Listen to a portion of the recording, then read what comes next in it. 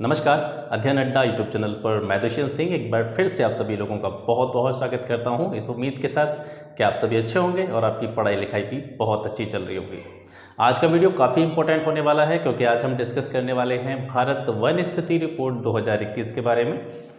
One स्थिति report जो है वो हर 2 साल में जारी की जाती है। 2021 में अब जारी की गई है 17वीं रिपोर्ट आज हम डिस्कस कर रहे हैं। और क्योंकि अगली रिपोर्ट जो है वो 2023 में आएगी, तो 2023 तक आप जितनी भी परीक्षाओं की तैयारी कर रहे हैं, जितने भी एग्जाम्स की तैयारी कर रहे हैं, उन सभी परीक्षाओं के लिए ये जो रिपोर्ट है ये एक लेटेस्ट डाटा की तरह आपके लिए कार्य करेगी। यानी आने वाले 2 सालों तक अगर आप जो भी एग्ज़ाम देंगे उसमें यहाँ से प्रश्न पूछे जाने की संभावना बनी रहेगी। तो 2 सालों तक आपको नहीं पढ़ना है, आज एक बार पढ़ना है इसको अच्छी तरीके से, इसके नोट्स बना लेने हैं, फिर आगे आप 2023 तक फ्री हो गए।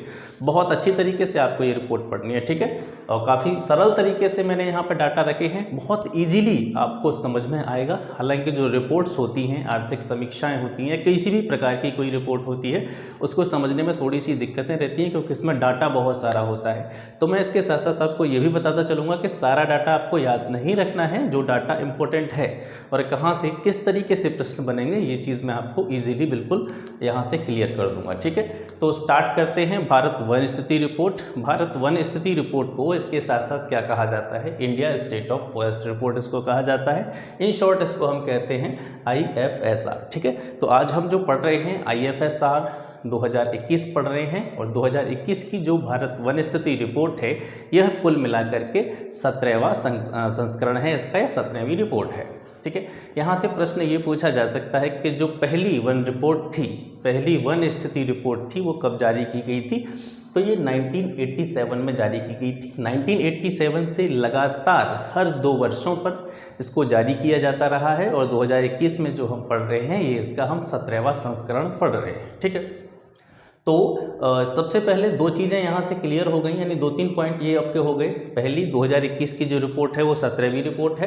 पहली रिपोर्ट 1987 में प्रकाशित की गई थी और ये जो वन स्थिति रिपोर्ट है ये एक प्रकार का द्विवार्षिक सर्वेक्षण है, यानी हर 2 वर्षों पर इसको जारी किया जाता है, ठीक।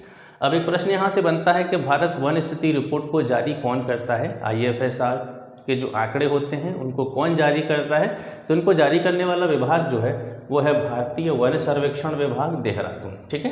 भारतीय वन सर्वेक्षण विभाग देहरादून के द्वारा इसको जारी किया जाता है। 2-3 चीज़ें यहाँ से आपको क्लियर हो गई। अब इसके बाद में एक सबसे इम्पोर्टेंट चीज़ यहाँ पे ये है कि ये जो आंकड़े लिए गए हैं, ये पूरी वन स्थिति रिपोर्ट जो है इसके जो डाटा लिया गया है ये किसके द्वारा लिया गया? डाटा एकत्रित करने का काम कैसे हुआ होगा? यानी जितने भी वन हैं, कितना कितना वनावरण है, कितना कितना वृक्षावरण है, ये सारी चीज़ें कैसे ली गई होंगी? तो इसमें सैटेलाइट का यूज किया गया था और वो जो सैटेलाइट था उसका नाम भी आपसे पूछा जा सकता है। तो वो सैटेलाइट का नाम आप याद रखेंगे यहाँ से, ठीक है। रिसोर्ट सैट 1, ठीक है। रिसोर्ट सैट 1 जो है, सॉरी सैट 2 है, सैट 1 नहीं सैट 2 है। रिसोर्ट सैट 2 दूर संवेदी उपग्रह का इसमें जो है हेल्प ली गई है ये सारे डाटा कलेक्ट करने के लिए, ठीक है। 1987 में पहली रिपोर्ट, 2021 की जो रिपोर्ट है वो 17वीं रिपोर्ट है जिसको हम पढ़ रहे हैं। ये द्विवार्षिक सर्वेक्षण है, भारतीय वन विभाग देहरादून के द्वारा इसको जारी किया जाता है हर 2 वर्षों पर। और इसका जो डाटा कलेक्ट किया गया है इसको कलेक्ट करने में किस दूर संवेदी उपग्रह का यूज किया गया है? तो यहाँ से आप इसका नाम याद रखेंगे, रिसोर्ट सैट 2 उपग्रह का इसमें यूज किया जाता है। राष्ट्रीय वन नीति आई थी 1988 में, तो जो राष्ट्रीय वन नीति थी 1988 की, उसके आधार पर यह निश्चित किया गया था या एक लक्ष्य बनाया गया था कि प्रत्येक राष्ट्र के या प्रत्येक देश के 33% भूभाग पर वन आवश्यक रूप से होने चाहिए। कहीं ना कहीं हम कह सकते हैं एक मिनिमम क्राइटेरिया था वनों की स्थिति को लेकर के। तो आप जानते हैं ये आपसे पूछा जाता है कि किसी भी देश के कितने प्रतिशत भूभाग पर न्यूनतम वन आवरण होना चाहिए? तो 33% होना चाहिए। और ये लक्ष्य कहाँ से आया था? ये राष्ट्रीय वन नीति 1988 का लक्ष्य था और तब से लगातार इसको माना जा रहा है कि किसी भी देश के लिए वन आवरण की जो आदर्श स्थिति होती है वो ये होती है कि उसके 33% भूभाग पर वन आवरण होना चाहिए, ठीक है। अब आगे बढ़ते हैं डाटा की तरफ। तो जितने वनों की इसमें जो डाटा लिया गया है, जितने वनों के आंकड़े लिए गए हैं, उन वनों को यहाँ पर 3 भागों में डिवाइड किया गया है, यानी वनों की 3 श्रेणियों का सर्वेक्षण किया गया है। वनों को 3 श्रेणियों में, कौन कौन सी श्रेणियों में बांटा गया है? तो एक तो हैं आपके अत्यधिक सघन वन, जिसको हम कहते हैं VDF, वेरी डेंस फॉरेस्ट, मध्यम सघन वन, मॉडरेट डेंस फॉरेस्ट, और खुले वन, ओपन फॉरेस्ट। इन 3 श्रेणियों में वनों को बांटा गया है। अब यहाँ से देखते हैं कि जो अत्यधिक सघन वन है, जितने भी यहाँ पर आपको दिख रहे हैं ना नंबर ये वाले, तो मैंने यहाँ पे लिखा नहीं है, लेकिन आप ये मान करके चलेंगे, ये जो डाटा है ये किलोमीटर स्क्वायर में है, ठीक है, वर्ग किलोमीटर का आंकड़ा। तो अत्यधिक सघन वन है IFSR 2021 के आधार पर जो अत्यधिक सघन वनों का जो क्षेत्रफल है हमारे पास, वो है 99,779 वर्ग किलोमीटर, जो कि पूरे जोग्राफिकल एरिया का 3.04%, ठीक है। यानी हमारा जितना भी भूभाग है, भारत का जितना भी भौगोलिक क्षेत्रफल है, उस भौगोलिक क्षेत्रफल का 3.04% जो है वो क्या है, अत्यधिक सघन वन है, जिनका जो अगर देखा जाए क्षेत्रफल में जो आंकड़ा है जिनका 99,779 वर्ग किलोमीटर, ठीक है। मध्यम सघन वनों का क्षेत्रफल कितना है? 3,06,890 वर्ग किलोमीटर, ये मध्यम सघन वन है, और जोग्राफिकल एरिया का कितना परसेंटेज है? ये 9.33%, ठीक है। अब जो ओपन फॉरेस्ट हैं, खुले वन है, उनका क्षेत्रफल देखा जाए तो 3,07,120 वर्ग किलोमीटर, और जोग्राफिकल एरिया का परसेंटेज देखें तो 9.34% किसका है? ये पूरे भौगोलिक क्षेत्रफल का, ठीक है। अब इसमें आपको कन्फ्यूजन मुझे नहीं लगता कि आपको होगी। जो अत्यधिक सघन वन होते हैं वो क्या होते हैं, नाम से आपको पता चल रहा होगा। सघन वन जो होते हैं, ये मतलब उनका घनत्व देखा जाता है कि जैसे घनत्व आपने पढ़ा होगा, पेड़ों की जो उपस्थिति है वो बहुत पास होगी। जैसे यहाँ पे देख लीजिए, जैसे ये अगर मैं कहूँ इस तरीके की आकृति होगी, ये सब मैं मान लीजिए पेड़ बना रहा हूँ, ठीक है। इस तरीके के जो पेड़ होंगे, इस तरीके के जंगल होंगे, वो अत्यधिक सघन वन होंगे। मैं केवल सांकेतिक रूप से आपको बताने की कोशिश कर रहा हूँ। मध्यम सघन वन कैसे होंगे?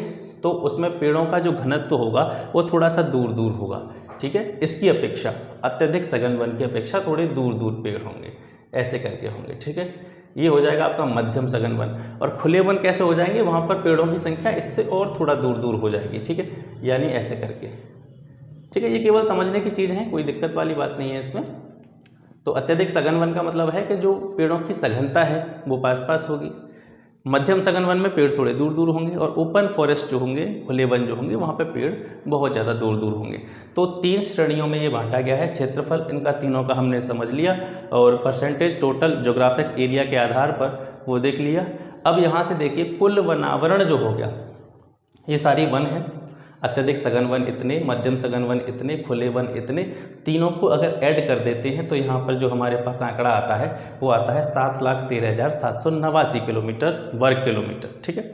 तो जो 7,13,789 वर्ग किलोमीटर एरिया है, ये हमारे पास कुल वनावरण है IFSR 2021 के अनुसार, ठीक है। 7,13,789, और ये सबसे इम्पोर्टेंट डाटा है। अब तक जितना आपने पढ़ा है यहाँ से, ये सबसे इम्पोर्टेंट डाटा है। पहला प्रश्न आपसे पूछा जा सकता है कि IFSR 2021 के अनुसार, या भारतीय वन स्थिति रिपोर्ट 2021 के अनुसार कुल वनावरण कितना है भारत में? तो 7,13,789 वर्ग किलोमीटर कुल वनावरण है, और जोग्राफिकल एरिया के हिसाब से देखा जाए तो 21.71% क्षेत्र पर जो है वन भारत में पाए जाते हैं, ठीक है। अभी हमने देखा था मिनिमम क्राइटेरिया 33% का था, लेकिन 33% से अभी हमारे पास बहुत कम है, तो इस पर हमें और ज़्यादा काम करने की ज़रूरत है। ज़्यादा से ज़्यादा हमें पेड़ लगाने चाहिए, ज़्यादा से ज़्यादा हमें वृक्ष लगाने चाहिए। तो कुल वनावरण आपको समझ में आ गया। 2 चीज़ें और हैं नीचे, ये वनावरण से अलग है, ठीक है। स्क्रबस होता है, स्क्रबस का मतलब है छोटी छोटी झाड़ियाँ। जैसे आपने देखो, पेड़ों की बात नहीं हो रही, छोटी मोटी झाड़ियाँ, जैसे एक तरह से जो बंजर एरिया होता है, या फिर कह सकते हैं रेगिस्तानी एरिया होता है, वहाँ पे कहीं कहीं छोटी छोटी झाड़ियाँ पाई जाती हैं, वो काफ़ी दूर दूर होती हैं। ऐसे यहाँ पे हो गई, यहाँ पे हो गई, यहाँ पे हो गई, तो ये स्क्रबस की कैटेगरी में आती है। तो इनका जो क्षेत्रफल है वो 46,539 वर्ग किलोमीटर है, और जोग्राफिकल एरिया का 1.42% है। लेकिन जो स्क्रबस है इसको हम वनावरण में शामिल नहीं करते हैं, वनावरण से इसको अलग रखा जाता है। और बाकी का जो नॉन फॉरेस्ट एरिया है वो है 25,27,141 वर्ग किलोमीटर। ये एक ऐसा एरिया है जहाँ पर किसी भी प्रकार के वन नहीं, ठीक है। अब इस टोटल को अगर आप जोड़ देंगे, यानी यहाँ से देखा हमने अत्यधिक सघन वन, मध्यम सघन वन, खुले वन, ये कुल वनावरण हो गया। तो इस कुल वनावरण में स्क्रबस और नॉन फॉरेस्ट एरिया को अगर आप जोड़ देंगे तो टोटल ज्योग्राफिकल एरिया है जो इंडिया का वो निकल आएगा यहाँ से, ठीक है। तो कितने प्रतिशत भूभाग पर वन नहीं है? 76.87% भूभाग पर वन नहीं है और बाकी का 21.7% भूभाग पर वनावरण है हमारे पास, ठीक है। तो यहाँ पे इन दोनों को भी याद करने की ज़रूरत नहीं है आपको। यहाँ से आपको केवल इन तीनों में से आपको केवल ये वाला डाटा याद रखना है बहुत अच्छी तरीके से। 7,13,789 और 21.71% इतने भूभाग पर वनावरण भारत में मौजूद है IFSR 2021 के अनुसार, ठीक है। आगे बढ़ते हैं। अब ये भी बहुत इंपॉर्टेंट है कि वन एवं वृक्षावरण में वृद्धि कितनी हुई है लास्ट रिपोर्ट के तुलना में, ठीक है। तो यहाँ पर जो टोटल वृद्धि देखने को मिलती है वो है 2261 वर्ग किलोमीटर, 2261 वर्ग किलोमीटर की वृद्धि हुई है। परसेंटेज में बात करें तो 0.28% की ग्रोथ 2019 की रिपोर्ट के तुलना में 2021 में देखने को मिली है, ठीक है। अगर इसमें से देखिए यहाँ पर दो चीज़ें हैं आपके सामने, वन एवं वृक्षावरण। वनावरण अलग होता है, वृक्षावरण अलग होता है। वनावरण मैंने आपको बता दिया, वनावरण किस तरीके का होता है। जहाँ पर कह सकते हैं वन उसको कहते हैं जहाँ पर पेड़ ज़्यादा मात्रा में होंगे, और ये मैं केवल बेसिक लैंग्वेज में बताने की कोशिश कर रहा हूँ। वन का मतलब है पेड़ ज़्यादा मात्रा में होंगे, पास पास होंगे तो वो जंगल हो जाएगा। और केवल वृक्षों की बात की जाए तो एक वृक्ष आपके घर के पास भी हो सकता है, एक रास्ते में कहीं सड़क के किनारे भी हो सकता है।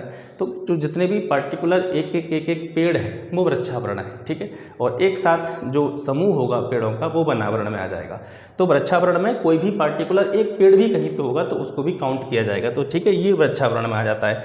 तो वन एवं वृक्षावरण में वृद्धि 2261 हुई है टोटल मिला करके, ठीक है, कंफ्यूज नहीं होना है। वन और वृक्षावरण में जो टोटल वृद्धि हुई है 2021 में 2019 के सापेक्ष 2261 वर्ग किलोमीटर हुई है, परसेंटेज में 0.28%।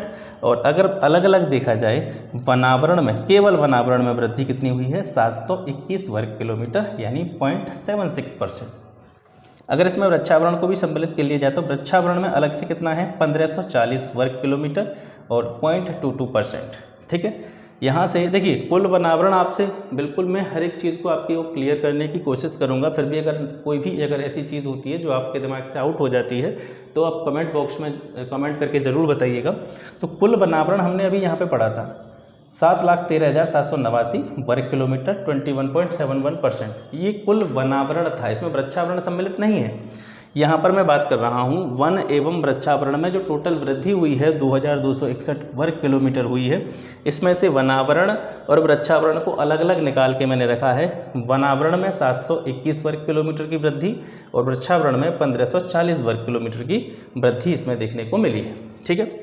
अब यहाँ से देखेंगे हमारे पास 2021 की रिपोर्ट के आधार पर कुल वनावरण एवं वृक्षावरण कितना है।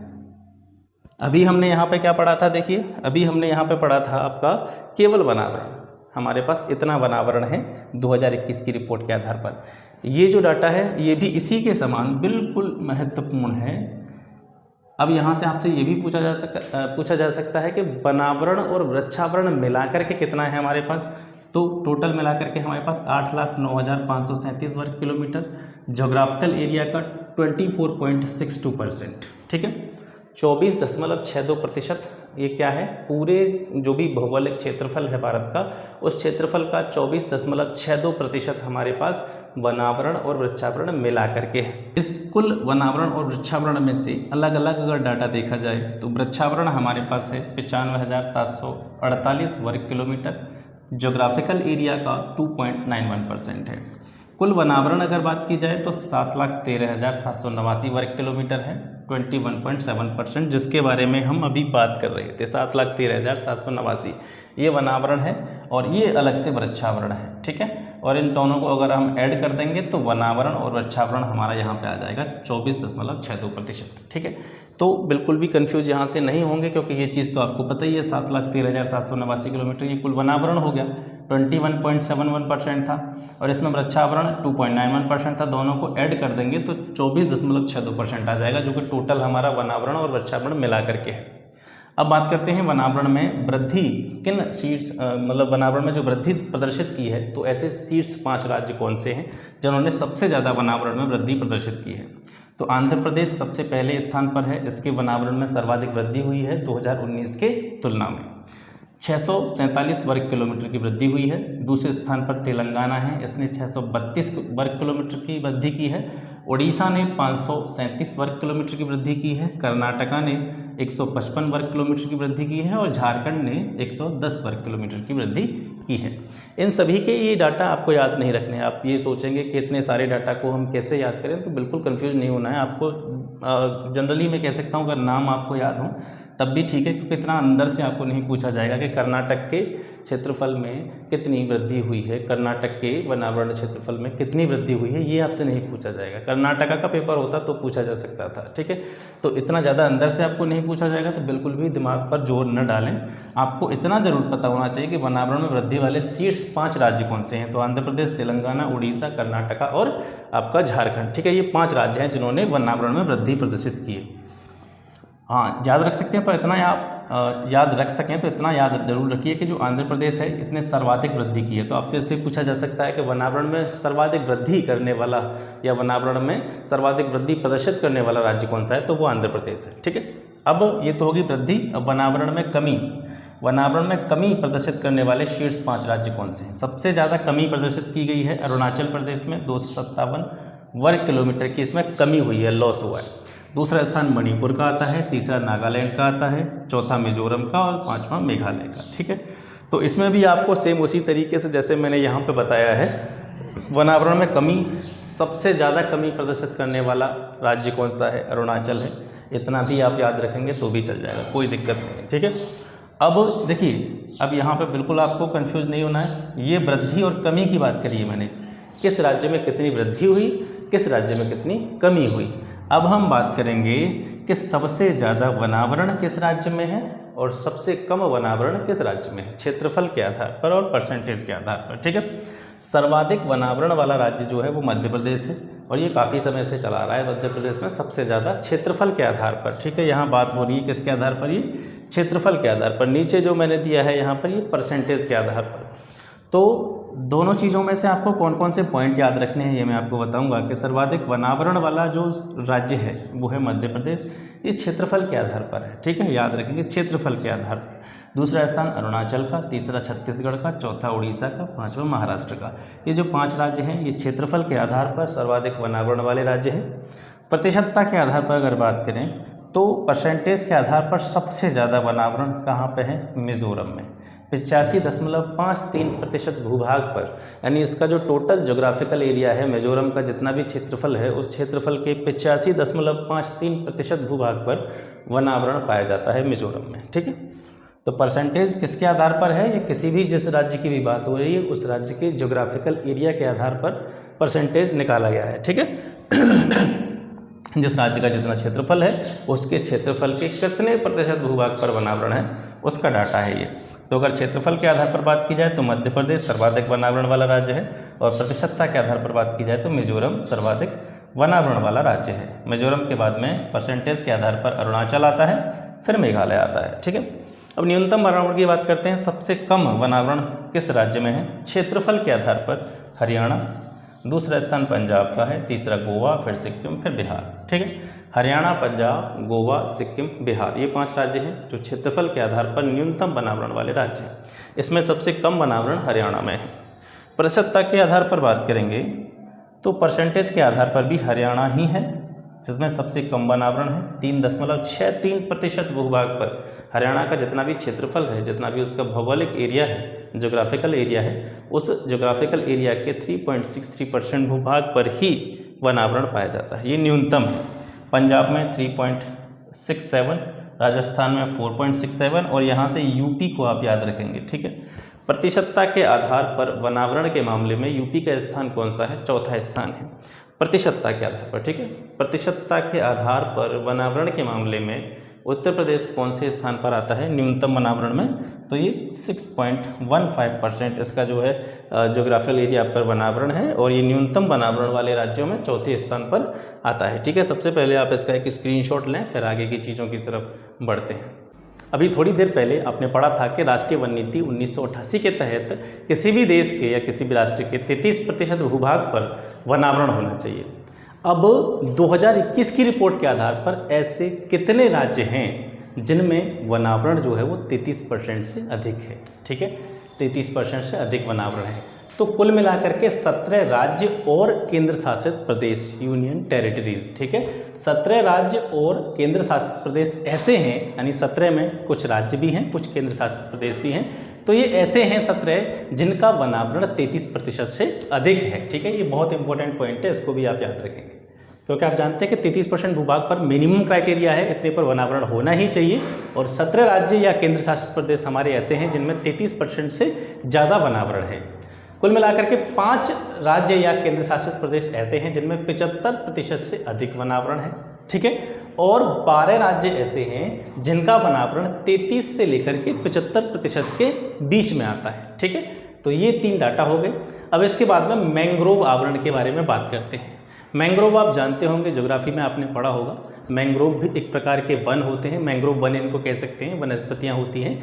ये जनरली पाई जाती हैं जो भी तटीय क्षेत्र होते हैं, तटीय इलाके होते हैं, जहाँ पर किसी नदी का पानी समुद्र में गिर रहा होता है। और इनका जो पानी, जिस प्रकार के पानी में ये पाए जाते हैं, या तो खारे पानी में पाए जाते हैं, या फिर इसके बारे में हम कह सकते हैं अर्ध खारे पानी में पाए जाते हैं। अर्ध खारे में हम क्यों कहते हैं इनको, कि जैसा कि मैंने अभी आपको बताया कि ऐसा स्थान जो तटीय क्षेत्र है, यानी तटीय भारत की जो तटरेखा है उसके आसपास के तटरेखा के पास वाले जितने भी राज्य हैं, उड़ीसा हो गया, महाराष्ट्र हो गया, गुजरात हो गया, कर्नाटक हो गया, ये सारे तटीय क्षेत्र वाले राज्य हैं जो तटरेखा पर पड़ते हैं भारत की पर। तो तटरेखा पर जैसे कोई नदी जा रही है और समुद्र में गिर रही है, तो समुद्र का पानी खारा होता है, नदी का पानी, जैसे मान लीजिए किसी नदी का पानी मीठा है, तो मीठा और खारा पानी जब मिक्स होता है एक जगह पर जाके, तो उसको हम अर्ध खारा की संज्ञा दे सकते हैं, और उस जगह पर ये मैंग्रोव वनस्पति उग जाती है। ठीक है, तो इनका भी इसमें डाटा लिया गया है कि मैंग्रोव आवरण कितना है। एज़ कम्पेयर टू 2019 की तुलना में 17 वर्ग किलोमीटर की वृद्धि मैंग्रोव आवरण क्षेत्र में हुई है, 17 किलोमीटर स्क्वायर की। ठीक है, और अगर बात की जाए कि कुल मैंग्रोव आवरण कितना है, ठीक है, 2021 की रिपोर्ट के आधार पर, तो 4992 वर्ग किलोमीटर कुल मैंग्रोव आवरण है। ठीक है, ये ज्योग्राफिकल एरिया का 0.15% है, जितना भी अपना भौगोलिक क्षेत्रफल है उसका लगभग 0.15% यह पाया जाता है। अब यहाँ से 2 महत्वपूर्ण डाटा कि सर्वाधिक वृद्धि कौन कौन से राज्य के मैंग्रोव आवरण में हुई है। तो उड़ीसा राज्य में सर्वाधिक वृद्धि प्रदर्शित की गई है, उसके दूसरे स्थान पर आता है महाराष्ट्र, तीसरे स्थान पर कर्नाटक। उड़ीसा में जो मैंग्रोव आवरण में वृद्धि हुई है वो हुई है आपकी 8 वर्ग किलोमीटर। ठीक है, और महाराष्ट्र में आपकी 4 वर्ग किलोमीटर, कर्नाटक में 3 वर्ग किलोमीटर। ये है वृद्धि। ठीक है, ये जो इस साइड में लिखे हुए हैं 3 स्टेट, ये वृद्धि वाले हैं। अगर आपसे प्रश्न पूछा जाए कि सर्वाधिक मैंग्रोव वन कहाँ पाए जाते हैं, सर्वाधिक मैंग्रोव वन, तो ये पश्चिम बंगाल में पाए जाते हैं। ठीक है, पश्चिम बंगाल में पाए जाते हैं, और यहाँ पर इनका जो क्षेत्रफल है 2114 वर्ग किलोमीटर क्षेत्र में पश्चिम बंगाल में सर्वाधिक मात्रा में मैंग्रोव वन पाए जाते हैं। दूसरा स्थान गुजरात का आता है, यहाँ पर 1175 वर्ग किलोमीटर क्षेत्र में ये वन पाए जाते हैं। और तीसरा स्थान आता है आपका अंडमान एवं निकोबार द्वीप समूह का, यहाँ पर 616 वर्ग किलोमीटर क्षेत्र में मैंग्रोव वन पाए जाते हैं। ठीक है, तो दोनों में बिल्कुल कंफ्यूज नहीं होनी है। यहाँ पर क्या है, क्षेत्रफल के आधार पर सर्वाधिक कहाँ पाए जाते हैं, और यहाँ पर है कि 2021 की रिपोर्ट के आधार पर एज कम्पेयर टू 2019 किन किन स्टेट्स ने मैंग्रोव आवरण में वृद्धि प्रदर्शित की है, उसके बारे में आप यहाँ देख सकते हैं। कार्बन स्टॉक के बारे में बात करते हैं। कार्बन स्टॉक आप जानते होंगे, नहीं जानते होंगे, थोड़ा सा मैं आपको बता देता हूँ।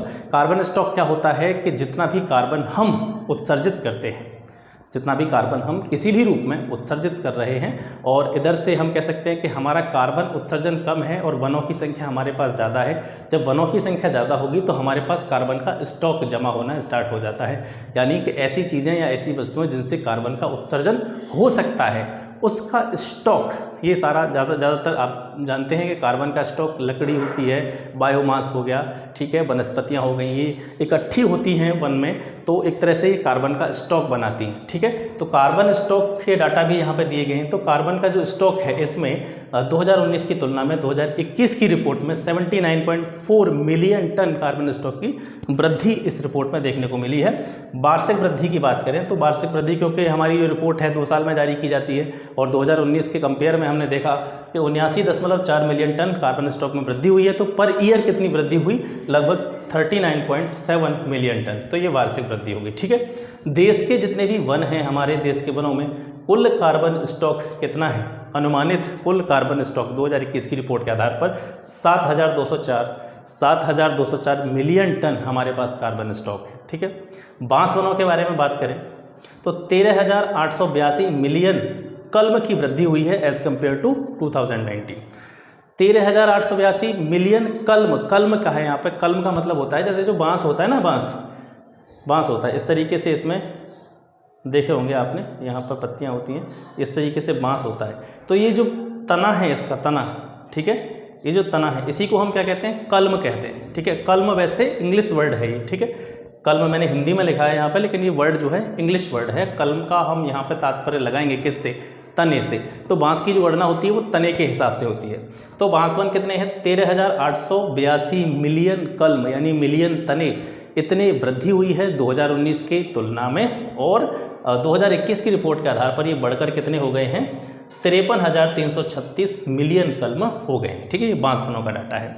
इसके बाद में आगे बढ़ते हैं, वनों में आग की स्थिति। ठीक है, जैसे आपने देखा होगा कभी कभी जंगलों में आग लग जाती है। जंगलों में आग लगने का मतलब ये नहीं कि आप वहाँ पे आग लगा रहे हैं जाके, जंगल हरे भरे होते हैं तो उसमें आग हम तो जाके लगा नहीं सकते माचिस से। तो वनों में आग की जो कंडीशन है वो यहाँ पर हम कहेंगे जो प्राकृतिक कारण होते हैं, टेम्परेचर का बढ़ना, जैसे आपने समय समय पर समाचार पत्रों में भी देखा होगा, न्यूज़ में भी देखा होगा, ऑस्ट्रेलिया में काफ़ी बार जो है आग लगी है वनों में। तो यहाँ से उसी आग के बारे में हम बात कर रहे हैं जो नेचुरल होती है, कहने का मतलब है प्राकृतिक कारणों से जो होती है।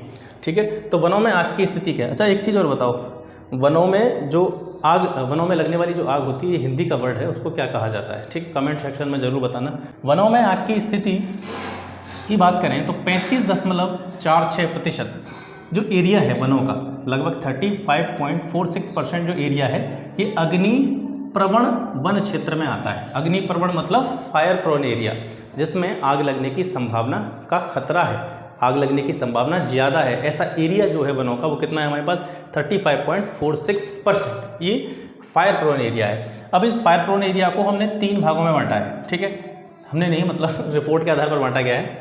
तो इस पूरे फायर प्रोन एरिया को 3 भागों में बांटा गया है। एक है एक्सट्रीमली प्रोन, एक है वेरी हाई और एक है हाई। ठीक है, अब यहाँ से आपके समझने के उद्देश्य से बता दूँ, ये वह एरिया है जिसमें सबसे ज़्यादा, बहुत ज़्यादा संभावना है आग लगने की। ये इससे थोड़ा सा कम है और ये नॉर्मल है। ठीक है, तो सबसे ज़्यादा एक्सट्रीमली प्रोन एरिया जो है आग लगने की संभावना वाला वो है 2.81%, वेरी हाई 7.85% और हाई 11.51%। ठीक है, तो ये है आग लगने की संभावना वाले जो वन हैं, उनको 3 भागों में बांटा गया है। उनके आधार पर उनका प्रतिशतता यहाँ पर आपको दी गई है। Indian forest of state report 2021 के अनुसार 2030 तक 45 से 64% वन क्या करेंगे, जलवायु परिवर्तन एवं तापमान में वृद्धि के नकारात्मक प्रभाव का अनुभव करने लग जाएंगे। ये 2021 की रिपोर्ट में कहा गया है कि जो हमारे वन हैं उनमें से 45 से 64% वन 2030 तक, यानी टेम्परेचर इतना बढ़ जाएगा, तापमान में इतनी वृद्धि हो जाएगी कि उस तापमान में वृद्धि के कारण और जो भी हमारा क्लाइमेट चेंज है, जलवायु परिवर्तन है, उसके कारण जो वन है वो भी उसके नेगेटिव इफेक्ट महसूस करने लग जाएंगे, नकारात्मक प्रभाव का अनुभव करने लग जाएंगे। टाइगर रिजर्व, ये जो डाटा है ये बहुत इंपॉर्टेंट इसलिए है क्योंकि टाइगर रिजर्व में जो वनावरण है इसको पहले सम्मिलित नहीं किया जाता रहा था। अब इस रिपोर्ट में 2021 की रिपोर्ट में पहली बार टाइगर रिजर्व्स जो होते हैं, बाघ अभ्यारण्य क्षेत्र जो होते हैं, उनमें जो वनावरण होता है उसको भी सम्मिलित किया गया है। तो इसको आप बहुत अच्छी तरीके से देखेंगे, याद भी करना है आपको। 2-3 पॉइंट हैं, ये आप याद रख लें तो बेहतर होगा क्योंकि ये पहली बार सम्मिलित किया गया है, तो यहाँ से प्रश्न पूछा जा सकता है। टाइगर रिजर्व्स में वनावरण जो है कहें तो कुल वनों का जो क्षेत्रफल है, जितने भी हमारे टाइगर रिजर्व हैं, बाघ अभ्यारण्य क्षेत्र हैं, उनमें जो कुल क्षेत्रफल है वनों का वो है 55,666.27 वर्ग किलोमीटर। और 2011 से 2021 के बीच में, यानी लगभग 10 सालों में, जो बाघ गलियारे हैं, टाइगर कॉरिडोर हैं, उनके वन क्षेत्र में 15 वर्ग किलोमीटर की वृद्धि देखने को मिली है। और परसेंटेज में इसको देखा जाए तो 0.32%। ठीक है, बाघ अभ्यारण्य के जो वन क्षेत्र हैं उनमें कमी देखने को मिली है, टाइगर रिजर्व्स में कमी देखने को मिली है क्षेत्रफल में 0.04% की। ठीक है, पिछले 10 वर्षों में जो 52 बाघ अभ्यारण्य हैं उनमें से 20 ने ग्रोथ दिखाई है, वृद्धि प्रतिशत की है। ठीक है, अब वृद्धि वाले 3 शीर्ष टाइगर रिजर्व कौन से हैं, ये डाटा इंपॉर्टेंट है। ऐसे 3 टाइगर रिजर्व कौन से हैं शीर्ष जिन्होंने सर्वाधिक वृद्धि प्रदर्शित की है? तो पहला है बुक्सा। ठीक है, बुक्सा टाइगर रिजर्व, ये पश्चिम बंगाल में पड़ता है, सर्वाधिक वृद्धि इसके वनावरण में हुई है। दूसरे स्थान पर है अन्नामलाई, ये तमिलनाडु में है। और तीसरे स्थान पर है इंद्रावती टाइगर रिजर्व, ये छत्तीसगढ़ में। ठीक है, ये 3 शीर्ष टाइगर रिजर्व है जिन्होंने जो भी इनका वनावरण क्षेत्र है उसमें वृद्धि प्रदर्शित की है। ठीक है, आर्द्र भूमि या वेटलैंड जिसको हम कहते हैं, ठीक है, मतलब एक तरह से आर्द्र भूमि का मतलब होता है जो दलदली क्षेत्र होते हैं, यानी दलदली क्षेत्र ज़्यादातर कहाँ पाए जाते हैं, ये भी तटीय क्षेत्रों में पाए जाते हैं। जो भी भारत की तटरेखा है उससे सटे हुए जो भी कह सकते हैं हम स्टेट हैं, वहाँ पर क्या होता है कि जैसे समुद्र का पानी तटों से स्पर्श करता रहता है, तो कुछ हद तक, जैसे मैं आपको यहाँ पे थोड़ा सा समझा के बताता हूँ। इधर देखिए आप, जैसे मान लीजिए ये है, ठीक है, ये है, तो ये जो है यहाँ पर समुद्र है, आपको पता है ये वाला एरिया, तो ये तटरेखा हो गई, ये हो गई आपकी तटरेखा। अब यहाँ पर जो समुद्र का पानी होगा ये इस तट से स्पर्श करेगा, तो तट से जब स्पर्श करेगा तो इसके आसपास की कुछ भूमि, मान लीजिए मैं इधर धरातल की तरफ बढ़ रहा हूँ, तो ये जो भूमि होगी ये थोड़ा सा ऐसी होगी, दलदली टाइप की होगी। ठीक है, किसी भी कह सकते हैं सरफेस से पानी जब लगातार स्पर्श करता रहेगा तो वहाँ पर क्या होगा, पानी जो मिट्टी के कण होते हैं उनमें अंदर तक चला जाता है, तो वो भूमि कैसी हो जाती है, पिलपिली टाइप की या दलदली टाइप की हो जाती है। तो ये जो दलदली भूमि है ये तटीय क्षेत्रों में पाई जाती है, आर्द्र भूमि इसको हम कहते हैं वेटलैंड। ठीक है, इस आर्द्र भूमि के तहत सुंदरवन टाइगर रिजर्व जो है, ठीक है, ये सबसे बड़ा क्षेत्र माना गया है। सबसे बड़ा आर्द्र भूमि क्षेत्र अगर आपसे पूछा जाए तो सुंदरवन टाइगर रिजर्व है। इसमें इसका जितना भी एरिया है, सुंदरवन टाइगर रिजर्व का जितना भी एरिया है 2549.44 वर्ग किलोमीटर, उसमें से कैसा है, आर्द्र भूमि है। यानी इसका जो टोटल एरिया है सुंदरवन टाइगर रिजर्व का, इसमें से 96.76% भूमि जो है वो वेटलैंड के अंतर्गत आती है, आर्द्र भूमि के अंतर्गत आती है। तो ये हो गया आपका, आज हमने पढ़ा भारत वन स्थिति रिपोर्ट 2021। आशा करता हूँ ये चीज़ आपको पसंद आई होगी, और जितना भी डाटा मैंने आपको बताया है समय समय पर मैंने आपको ये भी बता दिया कि कौन कौन से पॉइंट आपको स्पेशली याद रखने हैं। ये चीज़ें आपको पसंद आई होंगी, और जो भी इनसे संबंधित क्वेरी रहती है आपकी, आपको ऐसा लगता है कोई पॉइंट छूट गया है, तो आप कमेंट सेक्शन में जाकर के ज़रूर बताएं। और जैसा कि मैंने आपसे कहा था कि आपका जो प्रैक्टिस सेशन है वो आज से स्टार्ट होने वाला है। शाम को 6:30 से 7 के बीच में मैं वीडियो अपलोड कर दूंगा, आप उसको देख लीजिएगा। लगभग 40 से 50 प्रश्न पर डे आपको शाम को मिलते रहेंगे, जो कि आपकी तैयारी में काफ़ी हेल्प करेंगे आपकी, और आपकी तैयारी बहुत अच्छी तरीके से हो सकेगी। ठीक है, तो फिर मिलते हैं आपसे नेक्स्ट वीडियो में, तब तक के लिए नमस्कार, जय हिंद।